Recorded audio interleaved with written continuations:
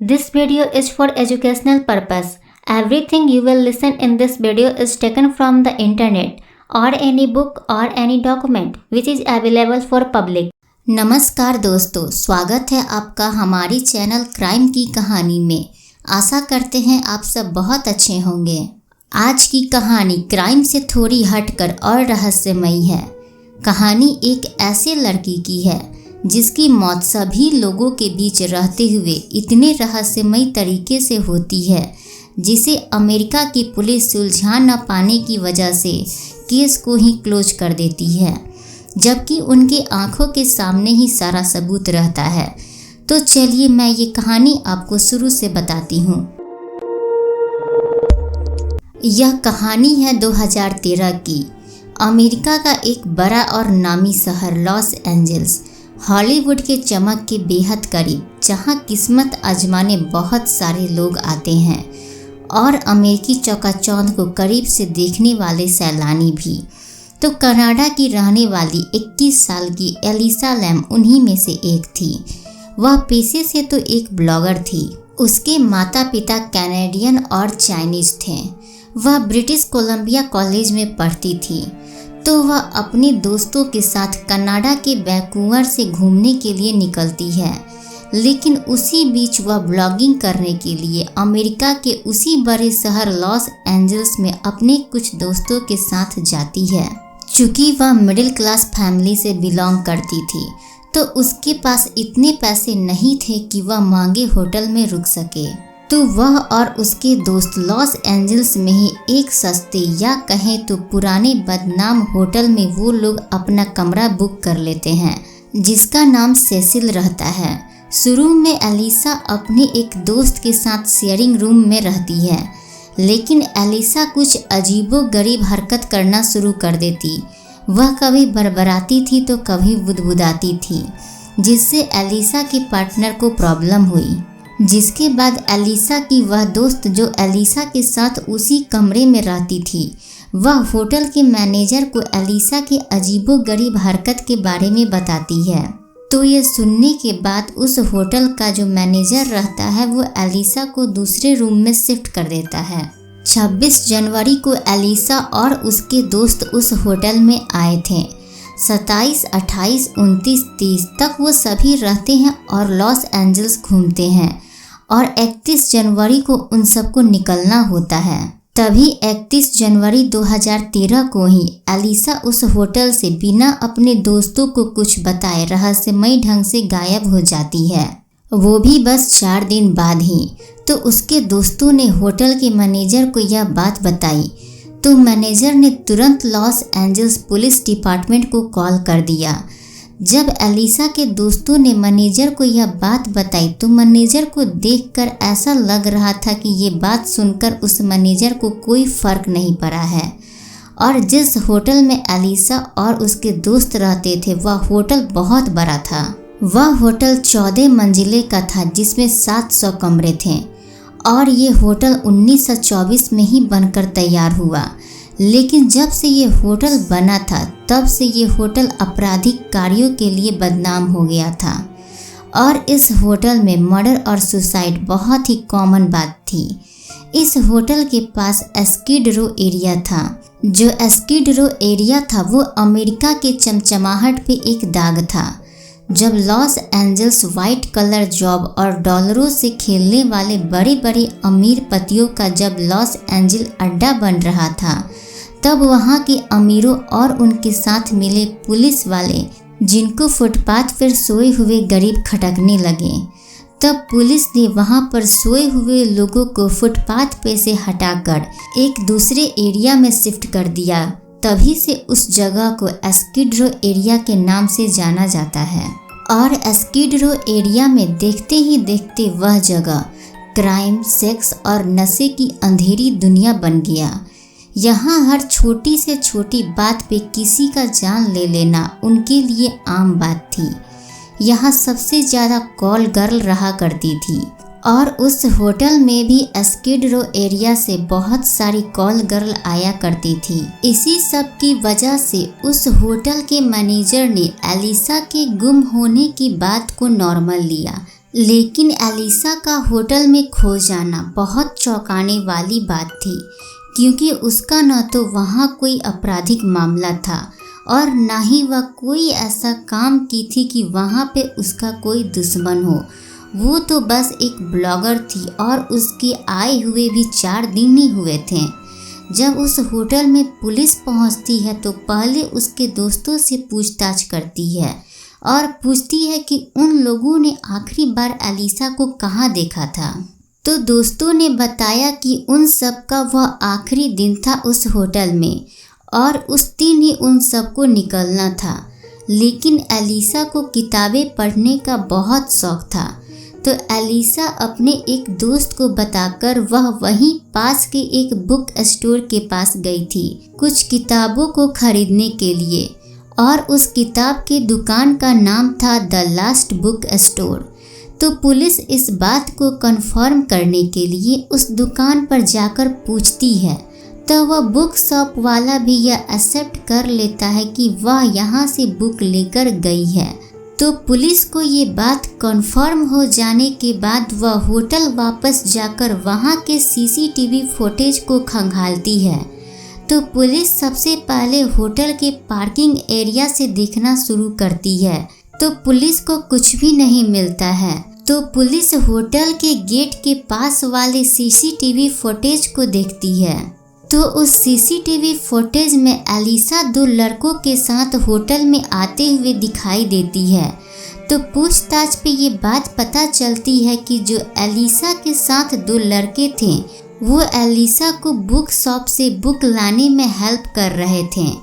CCTV को और ज़्यादा खंगालने के बाद यह पता चलता है कि एलिसा होटल के अंदर तो गई थी, लेकिन उसके बाद होटल से बाहर आने का कोई सीसीटीवी फुटेज नहीं था। तो इसका मतलब साफ था कि एलिसा होटल के अंदर ही थी। तो पुलिस को होटल के स्टाफ पे शक होता है। तो पुलिस जब होटल के स्टाफ से पूछताछ करती है तो कोई ऐसा सबूत नहीं मिलता जिससे कि पता चल सके कि एलिसा कहाँ है। तो पुलिस एलिसा के दोस्तों से एलिसा के पेरेंट का नंबर लेती है। जब एलिसा को पेरेंट को यह पता चलता है तो उनके पैरों तले ज़मीन खिसक जाती है कि उनकी बेटी गायब हो चुकी है। तो एलिसा के पेरेंट बताते हैं कि एलिसा हर रोज़ उन्हें कॉल किया करती थी, लेकिन उस दिन उसने एक बार भी कॉल नहीं किया। तो एलिसा के पेरेंट को लगा कि काम में बिजी होगी। वो तो सपने में भी नहीं सोच सकते थे कि उनकी इकलौती बेटी इस तरीके से गायब हो जाएगी। तो पुलिस फिर एलिसा का सोशल मीडिया चेक करती है, तो पता चलता है कि जब एलिसा लॉस एंजल्स पहुंची थी तभी उसने एक पोस्ट डाला था कि मैं लॉस एंजल्स पहुंच चुकी हूं, यहाँ बहुत सारी गगनचुंबी इमारतें हैं। ऐसी कुछ बातें लिखी हुई थी जिससे पुलिस को सोशल मीडिया से कोई हेल्प नहीं मिलता है। तो पुलिस 40 टीम मेंबर को उस होटल में बुलाकर उस 7 मंजिले होटल में जो 400 कमरे रहते हैं उसे बहुत ही अच्छे से चेक करने को बोलती है। तो पुलिस की टीम जब उन 400 कमरों को खंगालती है तो उन कमरों में कहीं भी कोई ऐसा सुराग नहीं मिलता है। तो पुलिस एलिसा के कमरे की जांच करने के लिए जब लिफ्ट से जा रही होती है तो देखती है कि लिफ्ट में एक कैमरा लगा हुआ है। तो पुलिस को अंधेरे में एक रोशनी मिलती है। तो उस लिफ्ट के सीसीटीवी कैमरे का जब पुलिस जांच करती है तो उन्हें कुछ ऐसा दिखाई देता है जिसे देख उन्हें अपनी आंखों पर विश्वास नहीं होता और पुलिस उस सीसीटीवी वाला वीडियो को इंटरनेट पे डाल देती है। तो देखते ही देखते वह वीडियो पूरे वर्ल्ड में वायरल हो जाता है। तो पुलिस देखती है कि एलिसा उस लिफ्ट के अंदर जाती है, लेकिन वह बहुत घबराई हुई रहती है।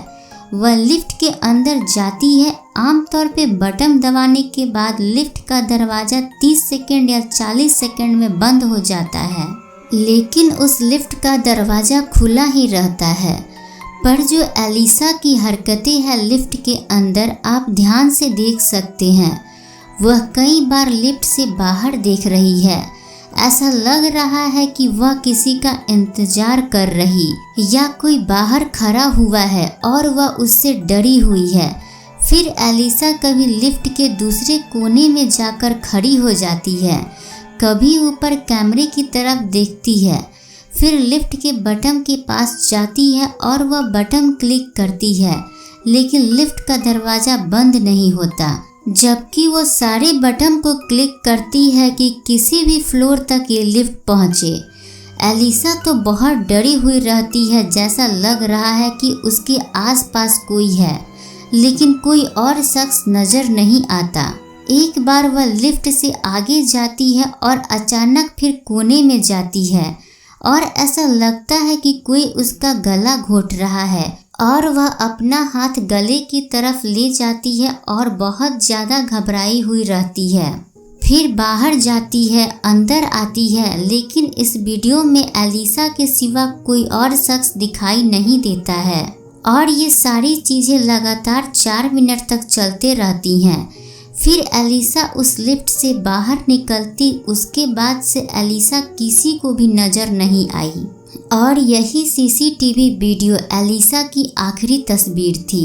ये सीसीटीवी वीडियो देखने के बाद पुलिस यह यकीन कर लेती है कि हो न हो एलिसा इसी होटल में है। फिर लगातार 10 दिनों तक उस होटल की चेकिंग पुलिस टीम करती है, लेकिन उन्हें कोई भी सबूत नहीं मिलता है कि एलिसा कहाँ है। लेकिन इसी बीच पता चलता है कि इस होटल के अंदर टोटल 16 अननेचुरल डेथ हुए। कभी किसी का मर्डर हुआ तो कभी किसी का रेप करके मार दिया गया। तो इधर एलिसा के माता पिता भी बहुत ज़्यादा परेशान रहते हैं। चूँकि लॉस एंजल्स का वह होटल बहुत बड़ा था, वहाँ बहुत सारे लोग होटल में रुकने के लिए आते। तो वैसे ही उस होटल में एक कपल आया, तो उन लोगों ने होटल के मैनेजर से यह कंप्लेन किया कि उनके रूम का जो नल है वहाँ से पानी बहुत कम आ रहा है। तो ये सुनने के बाद उस होटल का मैनेजर उन लोगों का कमरा 3 फ्लोर ऊपर शिफ्ट कर देता है। फिर उस कपल को उस होटल में एक नई प्रॉब्लम आ जाती है। इस बार पानी का रंग ही उन लोगों के नल से पीला आ रहा था। तो ये सुनने के बाद होटल के मैनेजर ने प्लम्बर को बुलाया। तो प्लम्बर ने सारे पाइप की चेकिंग की, लेकिन कहीं कोई भी पाइप में किसी तरह की गड़बड़ी नहीं थी। प्लम्बर ने वहाँ के पाइप में कोई गड़बड़ी न मिलने के कारण वहाँ के वाटर टैंक चेक करने का फैसला किया। तो होटल के ऊपर 6 वाटर टैंक थे, उसमें 5 वाटर टैंक का मुंह बंद था और एक का खुला था। तो प्लम्बर ने सोचा जो खुला है पहले उसे ही चेक कर लिया जाए। तो प्लम्बर जैसे ही टंकी के अंदर झांकता है, उसके पैरों तले जमीन खिसक जाती है। वह चिल्लाते हुए सबको इकट्ठा करता है। उसके बाद जब टंकी में सब देखते हैं तो वहाँ मौजूद सभी लोग चौंक जाते हैं। तभी मौके पे पुलिस भी आ जाती है और पुलिस देखती है कि एक लड़की की लाश टंकी के अंदर बिना कपड़ों के तैर रही है, जो पूरी तरह से फूल चुकी थी। ऐसा लग रहा था कि 8-10 दिन से लड़की की लाश उस टंकी में थी। तभी पुलिस उस लाश का पहचान करती है तो पता चलता है कि वह लाश किसी और का नहीं बल्कि एलिसा का ही है। जब एलिसा के माँ बाप को यह खबर मिलती है तो वह पूरी तरह से टूट जाते हैं। तो पुलिस यह पता लगाती है कि एलिसा टंकी तक पहुंची कैसे। तभी होटल के मैनेजर से पता चलता है कि ऊपर पहुंचना नामुमकिन था, क्योंकि होटल का मैनेजर बताता है कि ऊपर पहुंचने का बस 2 ही रास्ता था, एक सीढ़ियों से और एक बाहर से। सीढ़ियों से कोई इसलिए नहीं जा सकता था क्योंकि सीढ़ी पे का दरवाज़ा बंद रहता था और उसमें अलार्म भी लगा था। अगर कोई जाना भी चाहे तो अलार्म होटल के मैनेजर को सुनाई दे देगा या उसे पता लग जाएगा। और दूसरा रास्ता जो बाहर से था उस पे केवल एक्सपीरियंस या फायरमैन वाले ही चढ़ सकते थे। तो पुलिस और भी ज़्यादा चौंक जाती है, आखिर एलिसा ऊपर गई कैसे। तो पुलिस उसके माता पिता से बात करती है तो पता चलता है कि एलिसा को डबल डिसऑर्डर का बीमारी था, जिसे एलिसा को ऐसा लगता था कि उसे कोई मारने आ रहा है, तो वह हमेशा मेडिसिन लेती थी। लेकिन जब वह लॉस एंजल्स पहुंची तो उसकी वह दवा खत्म हो गई थी। यह बात सुनते ही पुलिस अपना एक कहानी बना देती है और पुलिस बताती है कि उस दिन उसने मेडिसिन नहीं लिया, जिसकी वजह से उसे दौरा पड़ा था। इसलिए शायद उसे लिफ्ट में ऐसा लग रहा था कि उसे कोई मारने के लिए आ रहा हो, इसलिए वह लिफ्ट में छिप रही थी और शायद उसने जल्दबाजी में लिफ्ट का फ्रीज बटन दबा दिया था, जिसकी वजह से लिफ्ट ऊपर या नीचे कहीं नहीं जा रही थी।